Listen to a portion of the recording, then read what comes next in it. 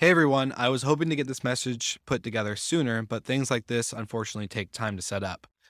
I just want to say that the acts of war against Ukraine break my heart, and I know as a prior service member myself that my thoughts and prayers go out to everyone who's fighting the fight that they really shouldn't have to. That being said, we have been working behind the scenes with all of our podcasts and podcast partners to put a fund together in order to pay for any refugee housing and other needs that go alongside that, like food, water, and any clothing needs. Internally, many podcasts in the Hospitality FM network have voluntarily given up sponsorship money in order to donate to the cause and are working on a unified message in order to spread throughout all of our podcasts. So this is me calling out to all of our property manager friends, industry experts, and anyone knowing of those providing lodging for Ukrainian refugees seeking safety. You can contact me directly at will with one L, W-I-L, at slicktalkmedia.com. We have an internal document that is being updated in real time. So if anyone could share this message within your network, we'd greatly appreciate it. I'm also placing in the show notes a link to our GoFundMe and landing page for Rentals to Rescue. That's rentalstorescue.com, where we're putting funds together in order to, again, provide finances for any of these lodging and relocation needs. So thank you so much for tuning into this quick message. I hope you guys are all well and safe, as I know we have tons of listeners in Ukraine and other countries in Europe. So thank you so much for tuning in, and I hope you guys enjoy this episode.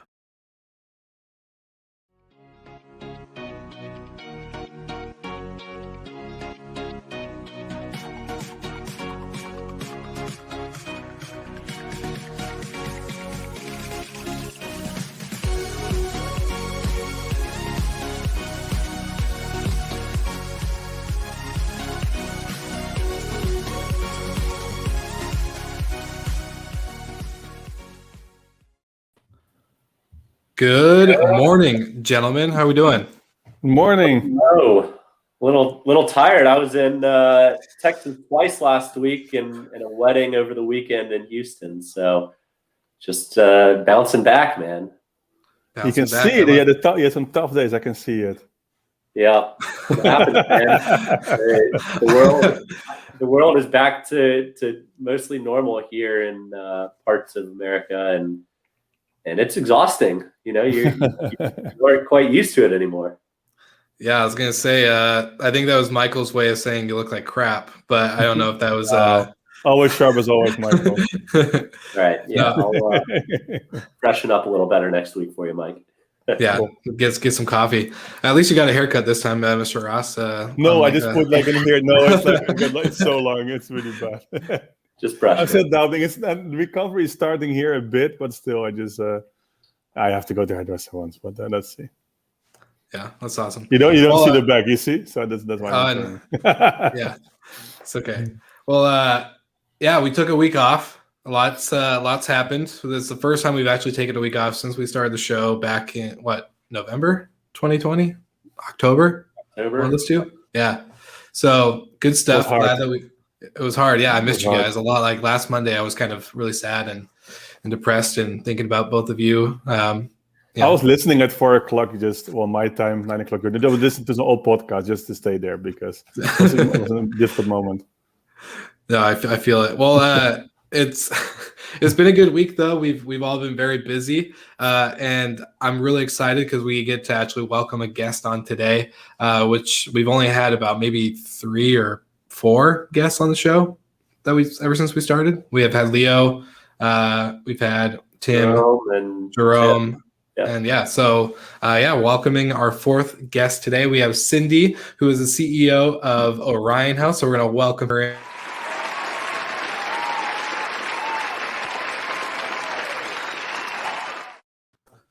Hi, good morning. Good morning, Cindy. Welcome. This is awesome. Thanks so much for having me.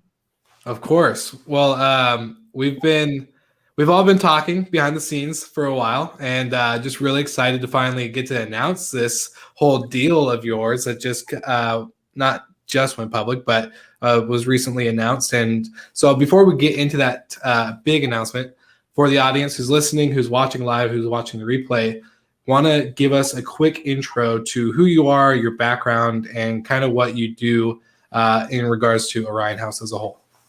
Absolutely. My name is Cindy Diffendofer. I'm the co-founder and CEO of Orion House. We are essentially a hospitality management company that focuses on home sharing as a business. We lease up multifamily apartment communities and then let those residents do home sharing. I started out in this industry as a host on Airbnb in 2011. So I've been in the hospitality industry in that sense, from the host perspective, for about 10 years. Most of my career was spent in and around hotels, bars, restaurants, casinos, et cetera.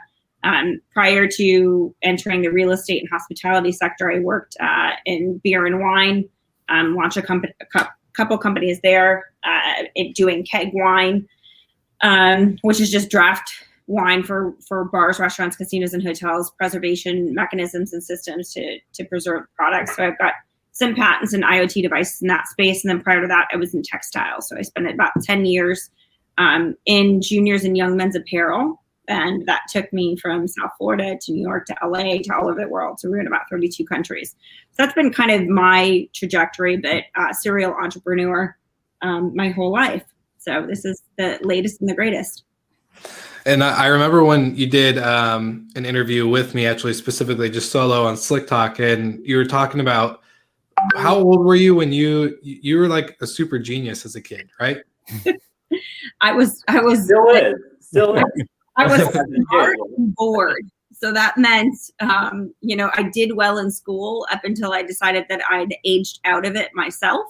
So I ultimately actually dropped out of high school and enrolled in college full time when I was 16. And then subsequently dropped out of college to start my first company. So I took really an alternative route to get to where I am today. Well, you come in the past the Elon Musk from the industry, but actually maybe Cindy is then. I could only imagine. I can only dream so big.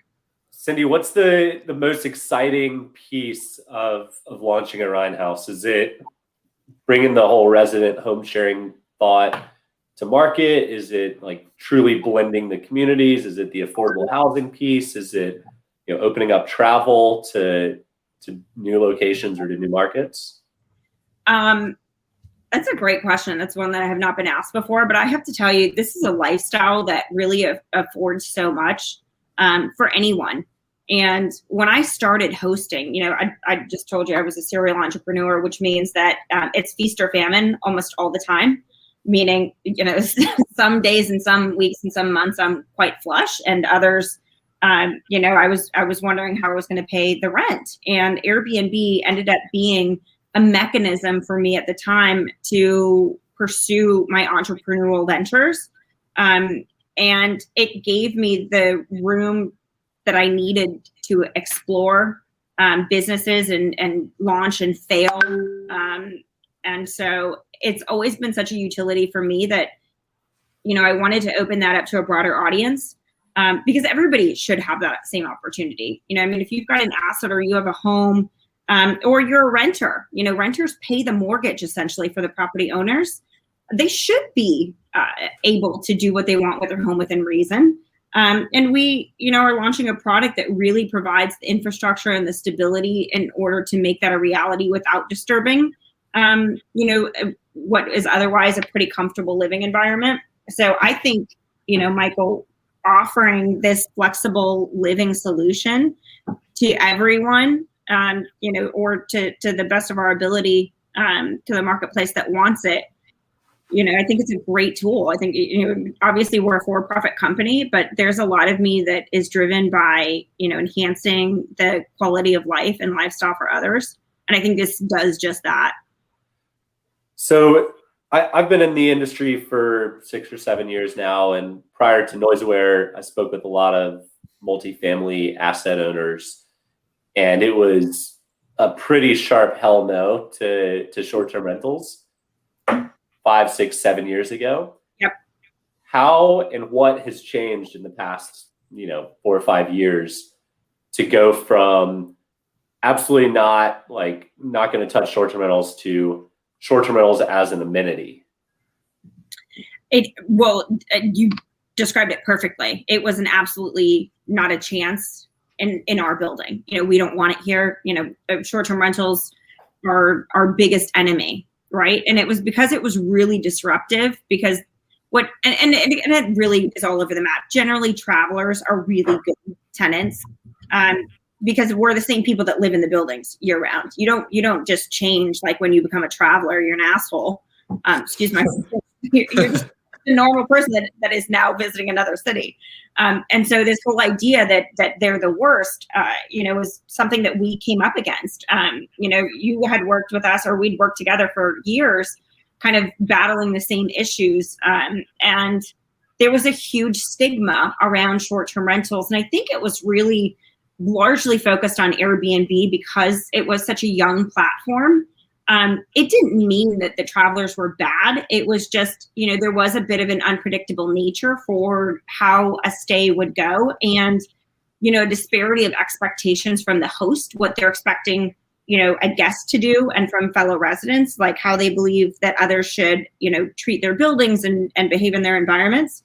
And so, creating a system, and my first company, Nido, and Ativo, we had built infrastructure and kind of security systems in place to make sure that we didn't have issues on site. And if there were issues, that we were able to legally address them quickly, to preserve the quality of living for our annual residents. And I think by instilling that security and that safety level, and, regulating the noise to your product's point, Noise Aware, which is so fabulous. But only 50% of the complaints on Noise Aware are from travelers. The other 50% are residents. So that resident that's making noise at 3 a.m. is doing it all year versus a traveler that might come in for 2 or 3 nights. So, like I said, people are who they are. So whether you're a traveler or you're a resident, the behavior is what it is. And they're no better or no worse. They're all the same. And just, managing expectations of how you can behave in a residential community on a vacation stay, I think takes a lot of the issues and the friction points out of it. I think the biggest problems really exist when it goes unregulated, meaning when they're doing it when it's not allowed and they're hiding the behavior. You're exchanging keys in the lobby and you say, oh, it's a friend or it's a cousin or, whatever it is, to get the guest to be able to come and use your space because it's not allowed in your lease. Then the manager, the property manager, or the owner has no ability to regulate it. And so by enforcing rules and quiet hours and limiting the number of guests, we're able to maintain the integrity of these buildings so that everybody has an enjoyable environment to live and to stay. And so I guess in a very, very long way of saying, I think everything that the industry has done has set the table for today, where there's so much more commercial adoption. And so it's companies like Noise Aware and like Orion House and like Nido and Airbnb and VRBO that are putting in these, these regulations to manage that behavior. Now the property owner goes, okay, I get it. Okay, so we can do this in a stabilized fashion, and I can make more money, and my residents can make more money. They're more financially secure. My collections are more secure. We've got more money in the kitty to improve the property or add amenities or add staff. It's just a win-win-win across the board. But it's been this inertia from thousands of individuals, millions, really, the hosts on Airbnb that have really been working in a unified fashion, as well as us as entrepreneurs. I think the inertia piece is super spot on.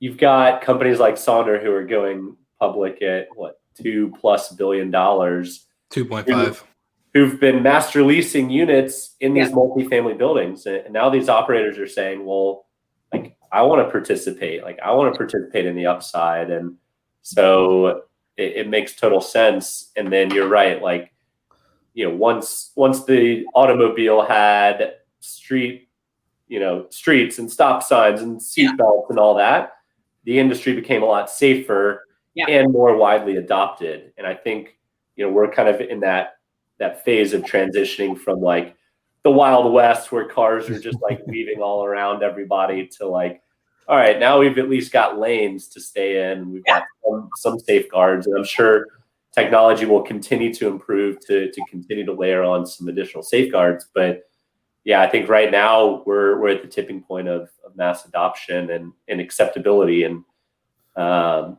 it's similar to how dogs were never allowed in multifamily buildings, and then now they're an upcharge and an amenity, right? So short-term rentals can be an upcharge and an amenity for every asset owner.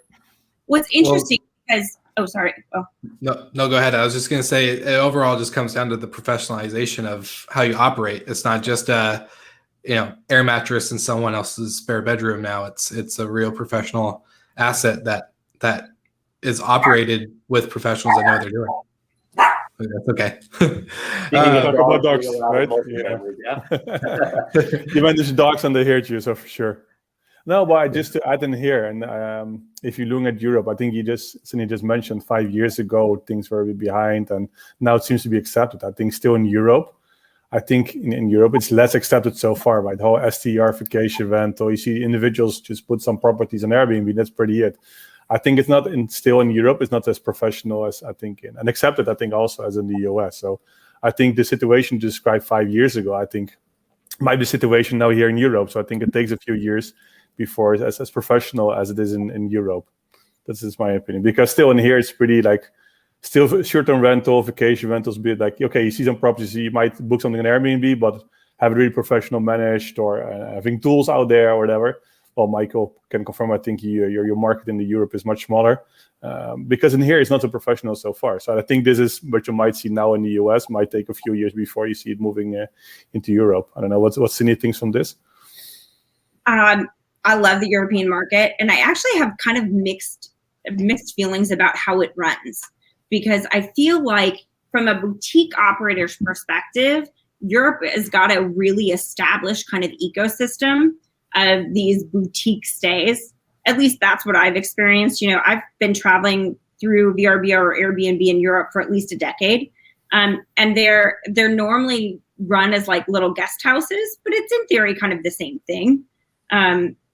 But I think one of the things that really differs between the States and Europe is the concept of multifamily just in general. Our institutional multifamily product is just very, very different than what's offered in Europe. And I don't want to say this generally, but for the large majority of certainly Western and some of Eastern Europe that I've experienced, just doesn't have multifamily inventory the same way that the States is built out.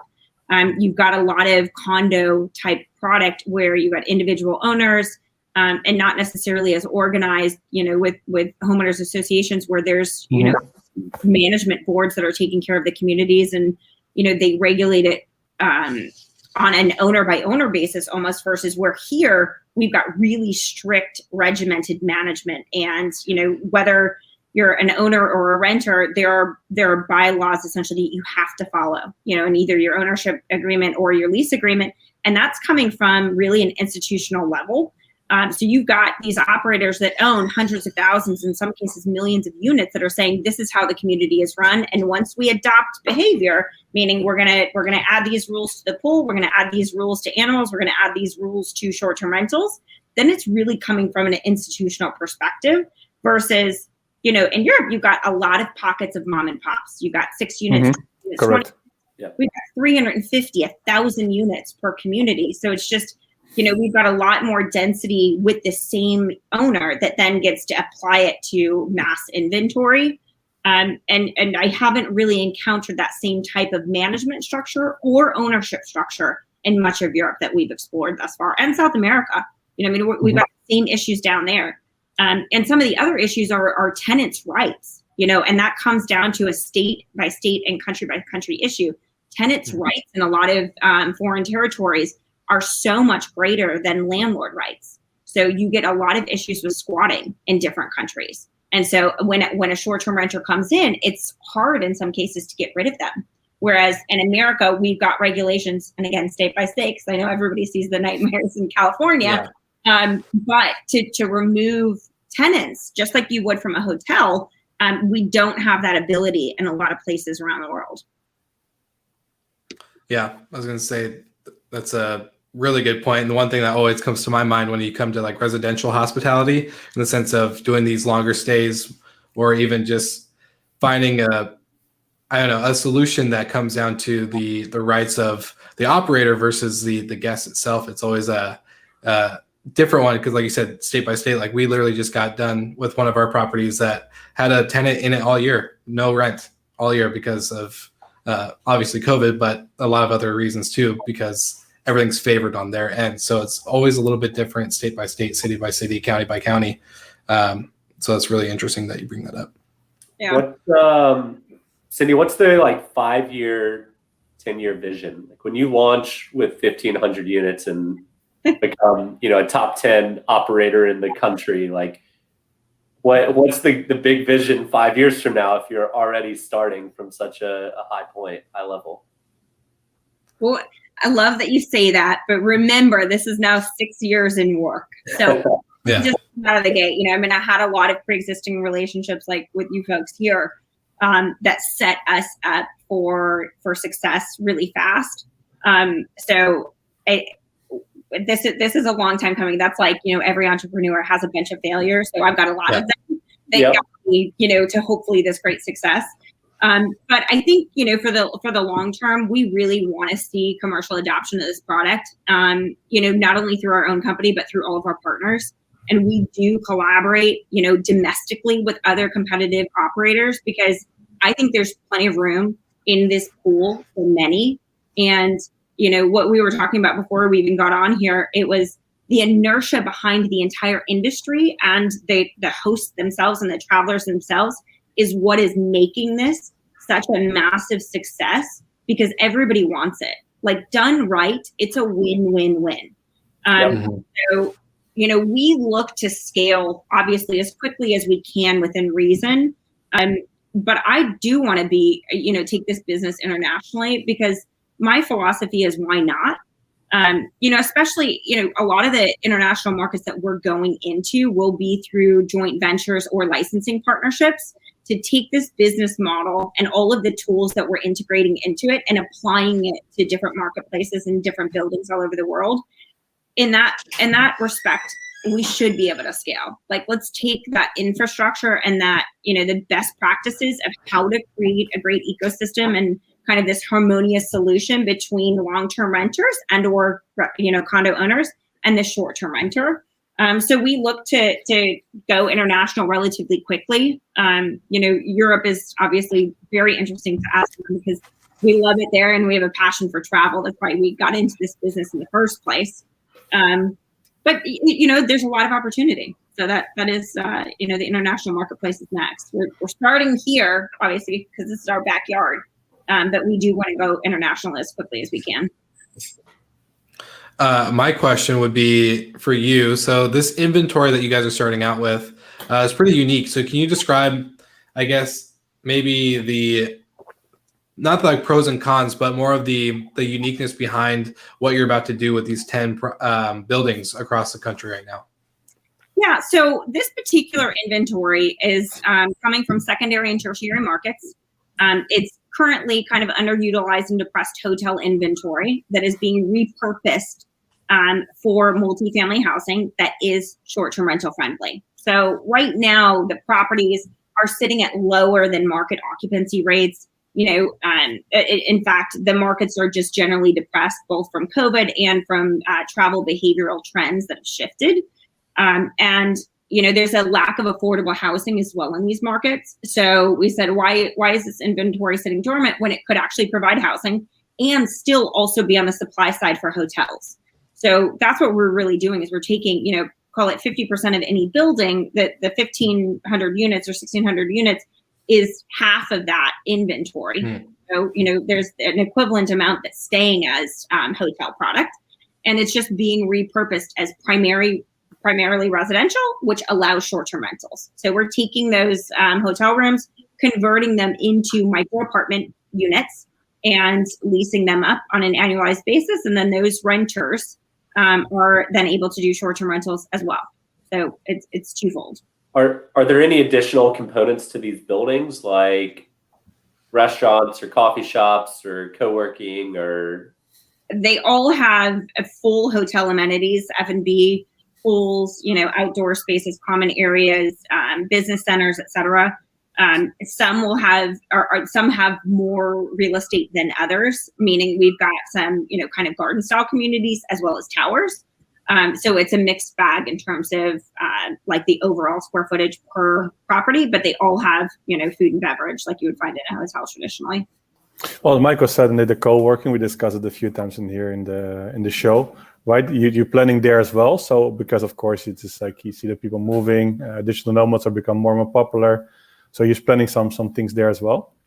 Yeah, so we're not going to have traditional co-working in the sense that we're going to allocate like a floor to cubicles. We will have phone booths and workspaces, and that's just as an amenity. So we won't be a co-working provider in the sense that we will be taking in outside subscribers or users, but it will be an amenity that's provided to all of the existing residents.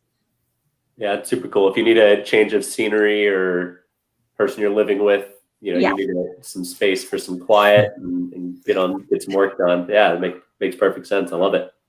Yep, absolutely. Well, and I want to ask, so like with half of the inventory being hotel and you have it operating as a hotel, what's going to be the difference when it comes to the like turnover with guests? And because you're mostly going to be focusing on tenants, but those tenants are going to have that ability to do a home share option. So what do you think that's going to look like when it comes to the actual tenant that's leased up into the building? What do you think that behavior is going to be like when it comes to like the stay, all that type of stuff, that amount of times that they open up their calendar? What do you think that's going to be? Well, the big thing here is that people that rent in our communities are coming there specifically to do home sharing.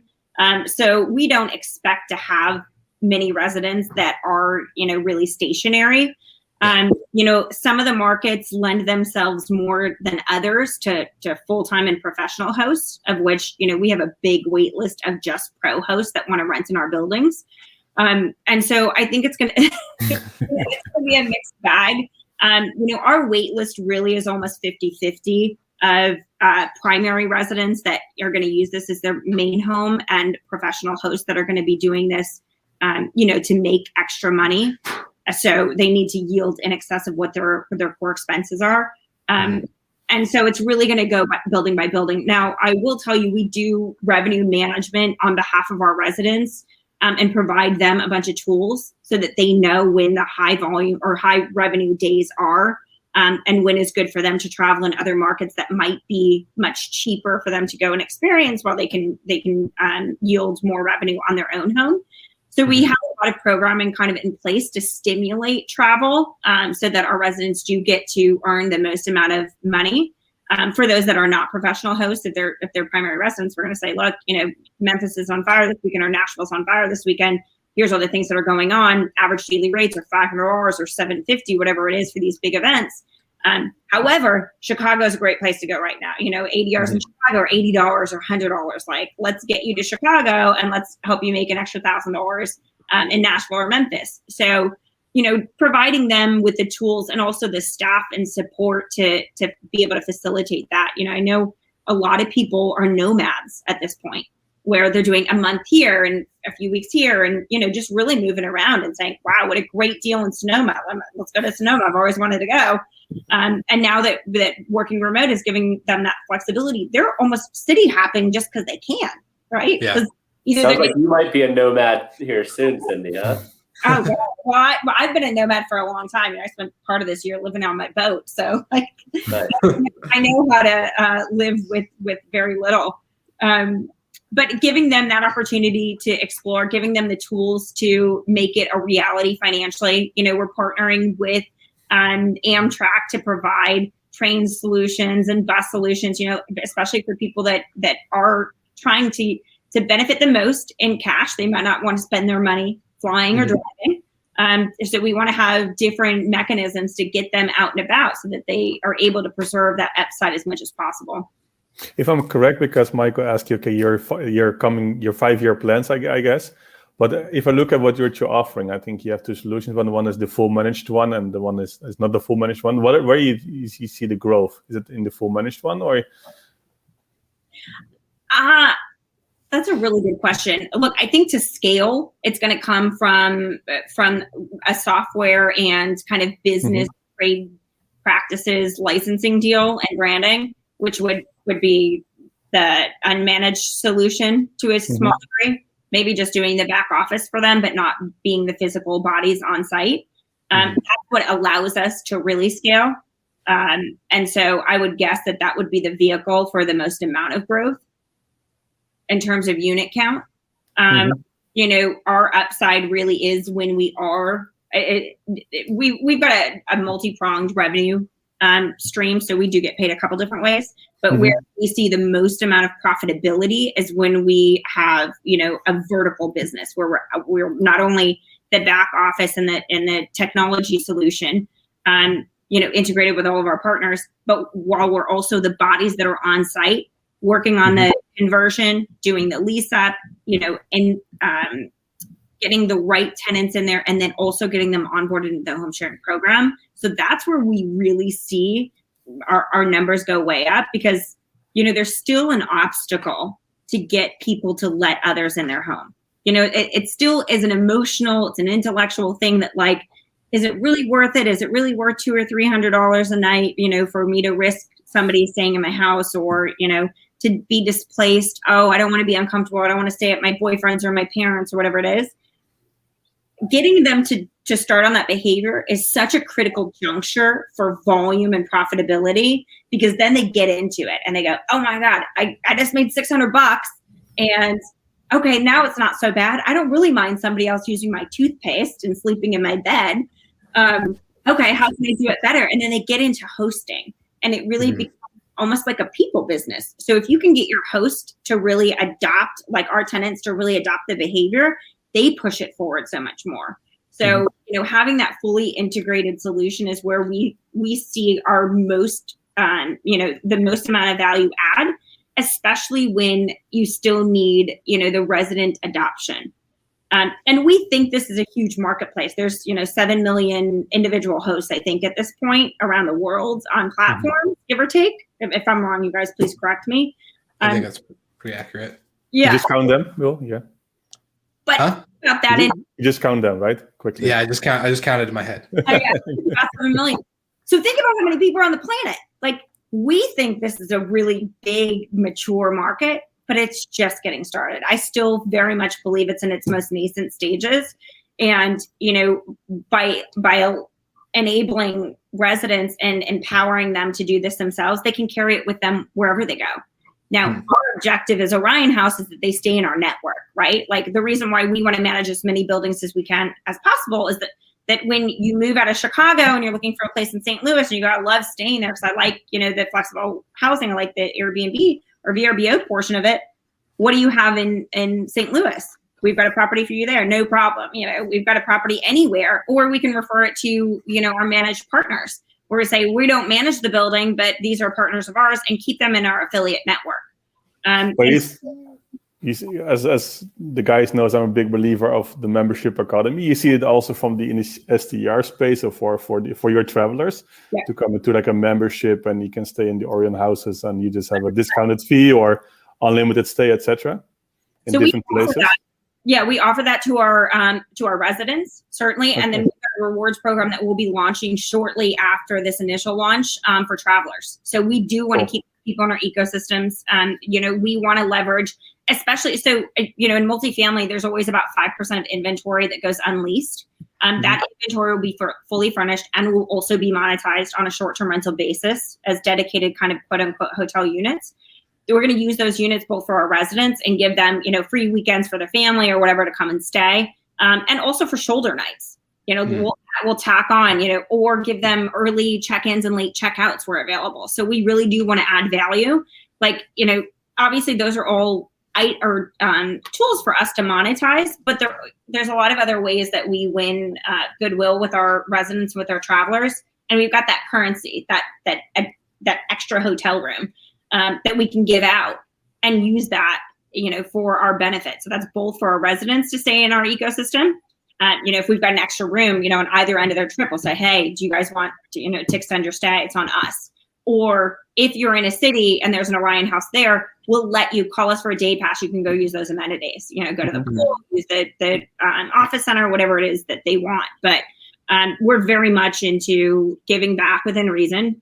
and making sure, that we're properly like optimizing our communities and filling them up and, getting them used, while still, managing the amount of usage so that we don't have, wild raging parties.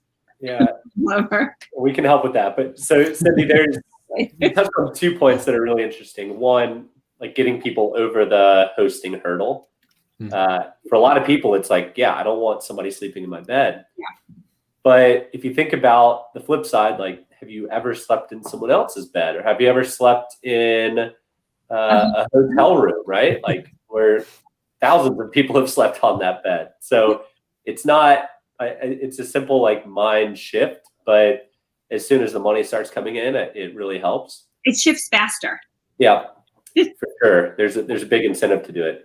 And then the other side is professionals do a great job of knowing exactly what you're walking into and making sure it's clean and everything, well designed.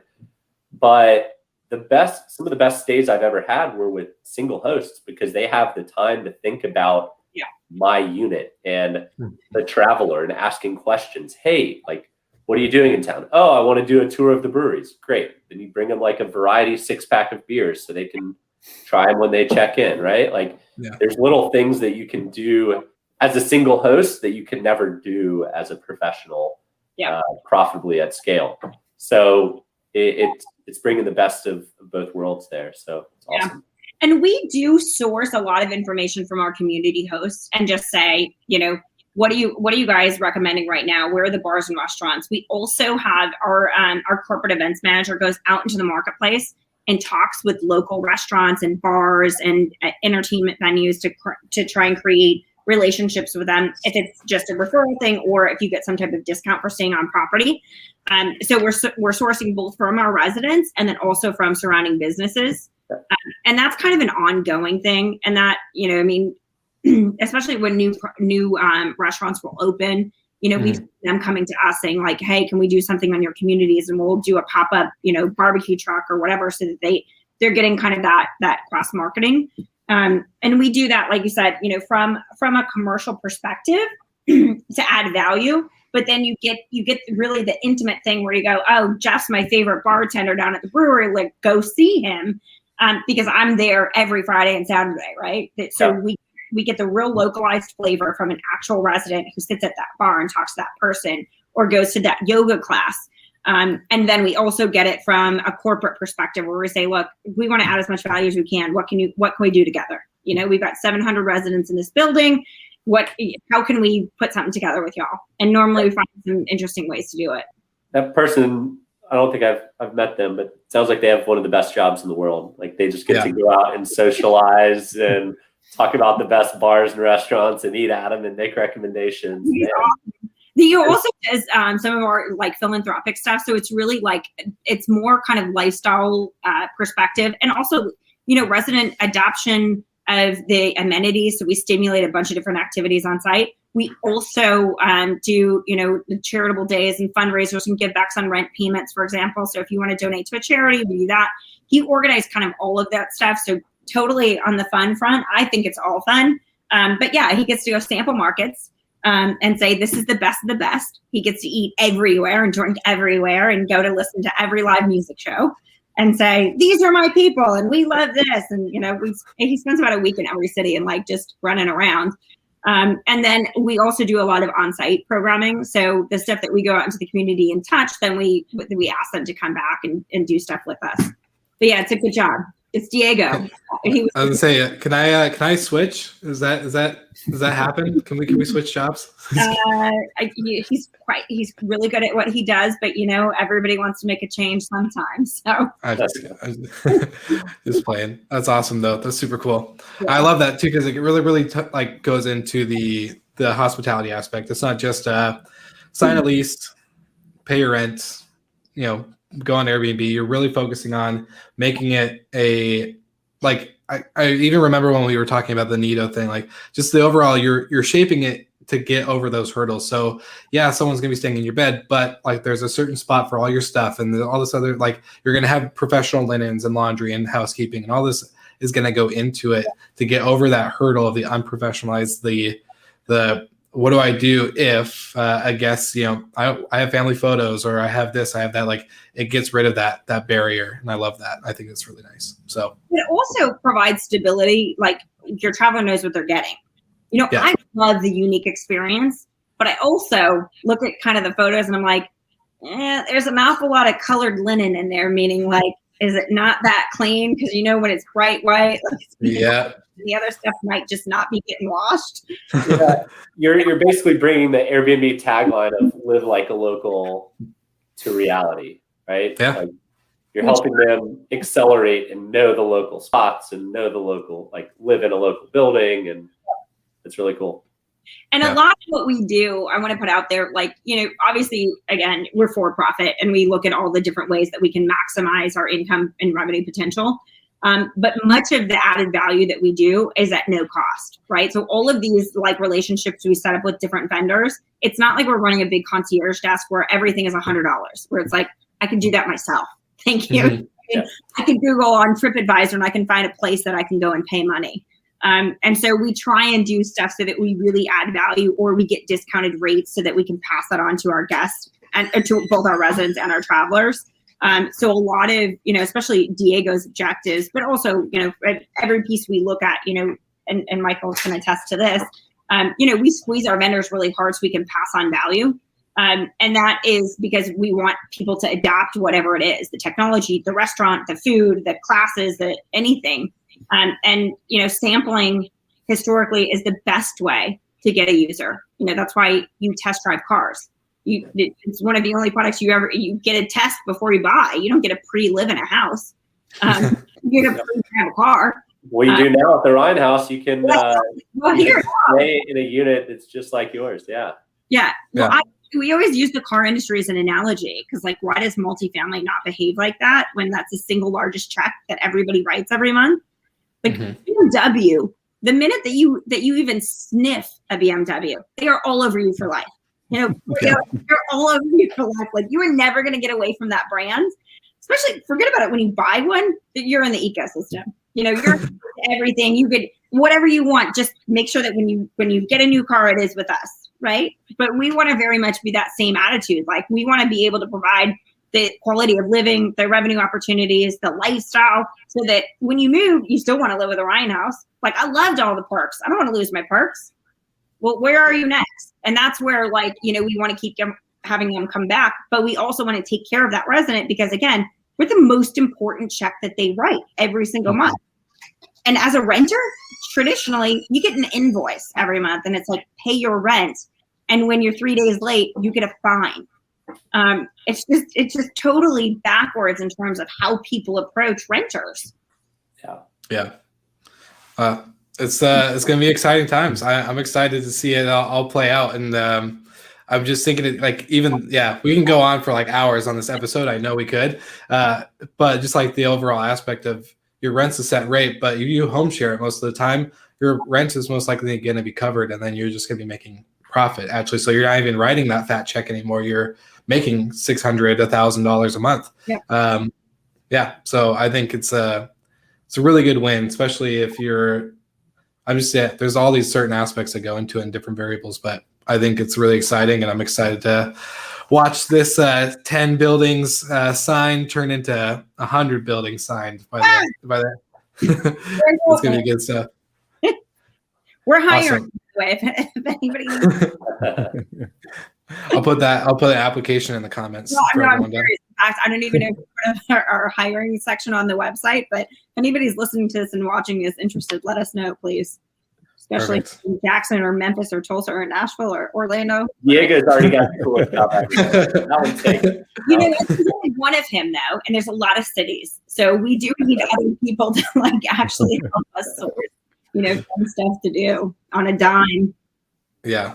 Well, that's awesome. Well, Cindy, I just want to say thank you for being on the show with us this morning, getting to join in and kind of talk about the Ryan House model and, of course, the announcement today.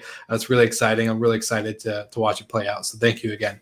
Thank you all so much. I really enjoyed it. Appreciate your time. Thanks. All right. See you guys next week. See ya.